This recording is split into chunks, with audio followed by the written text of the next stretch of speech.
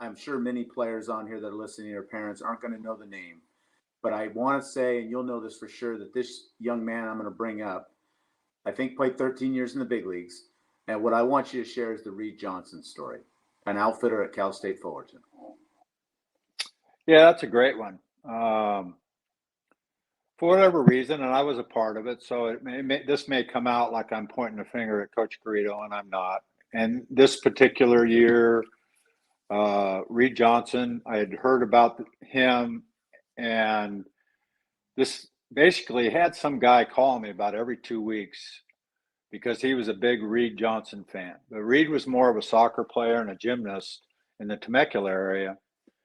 And this guy fell in love with Reed and his manner of the way he went about him, carried himself, the way he interacted with his teammates in any sport, and got to know him. And he was selling Reed, the athlete, and the person to me rather than Reed, a baseball player. So I was convinced. So we bring Reed in.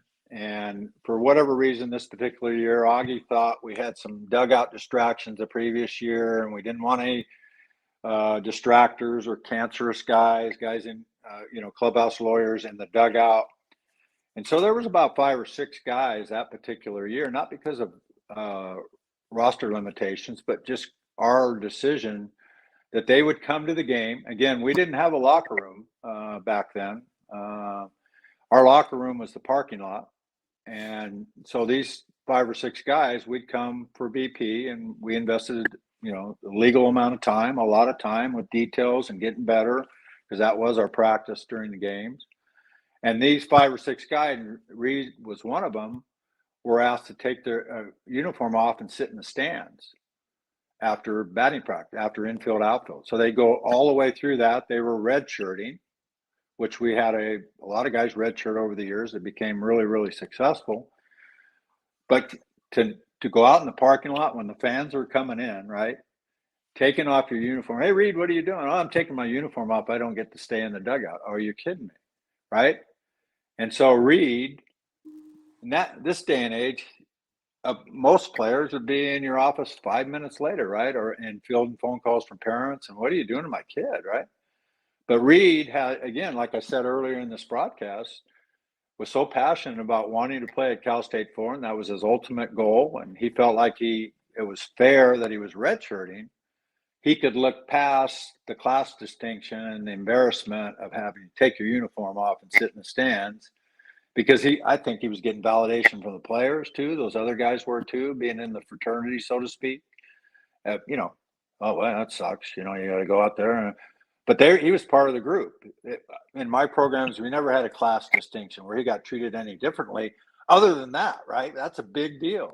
So he was able to overlook that, and great news for us, not besides a 12 or 13-year career in the big leagues.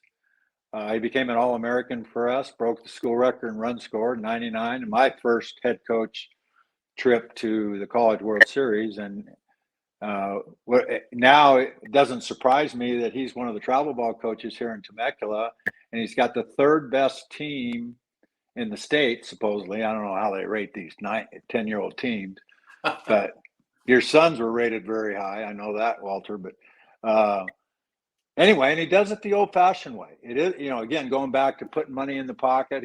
I just spent 45 minutes with Tom on the phone because a parent wanted more playing time for his son, and the son hadn't earned it. He was actually one of his coaches. And he said, no, he didn't earn it. So he didn't, he's not passing out playing time. You got to earn it.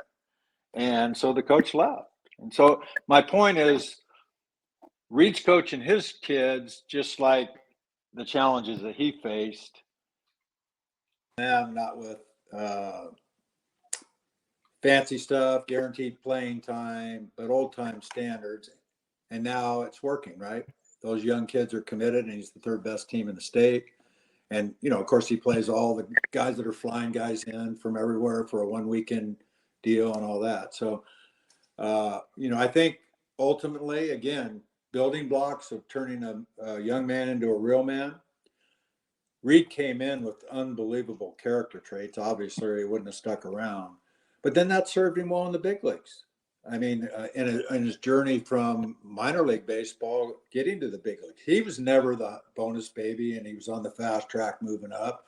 Every step of the way, he had to put the blinders on and outwork people, right? He wasn't given anything, and then traded from team to team, a part-time player. He was always ready, and that comes from his character as much as his ability. Well, I don't want this about Reed Johnson, but I'm bringing that. I brought that up, and you elaborated perfectly, Coach, about it. I ran into Reed about a year ago, and I think that the other thing that everyone needs to hear on this about working through adversity is Reed played in the big leagues for 13 years. He signed 13 one-year contracts in the big leagues. Wow. Yeah, I forgot about that. Yeah, that's the great point. And you know, everybody else is going to, what's my agent doing? Poor me, right? He was never a poor me guy. What about me? You know, okay. That's the way I've been doing my whole career. So it's just another year of challenge for him. And between his parents,